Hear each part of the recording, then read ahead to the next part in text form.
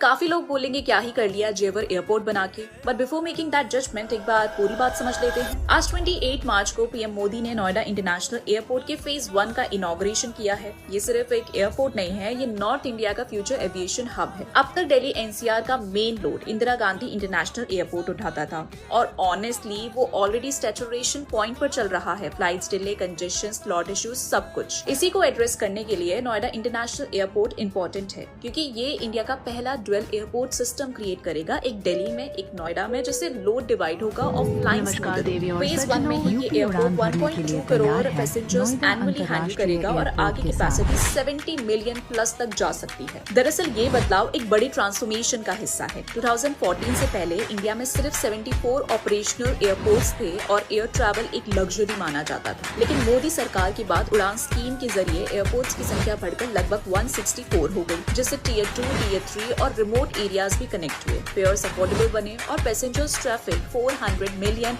Annually के पार पहुंच गया। यही वजह है कि जेवर जैसे प्रोजेक्ट्स इंडिया के एविएशन फ्यूचर को स्केल कर रहे हैं।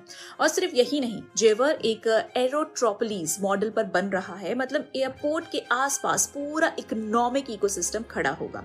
Logistics hub, cargo terminals, MRO facilities, industries, hotels, और इसका डायरेक्ट इम्पैक्ट होगा जॉब्स और लोकल इकोनॉमी पर।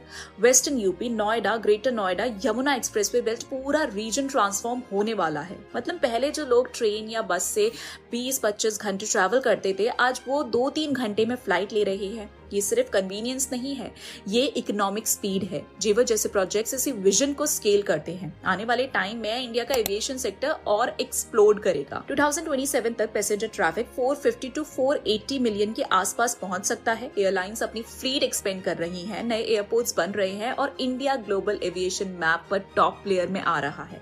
तो जब कोई बोले क्या ही कर लिया एयरपोर्ट बना के, तो आंसर सिंपल है, ये रनवे सिर्फ प्लेन्स के लिए नहीं बना है, ये रनवे बना है जॉब्स के लिए, ग्रोथ के लिए और एक कनेक्टेड भारत के लिए।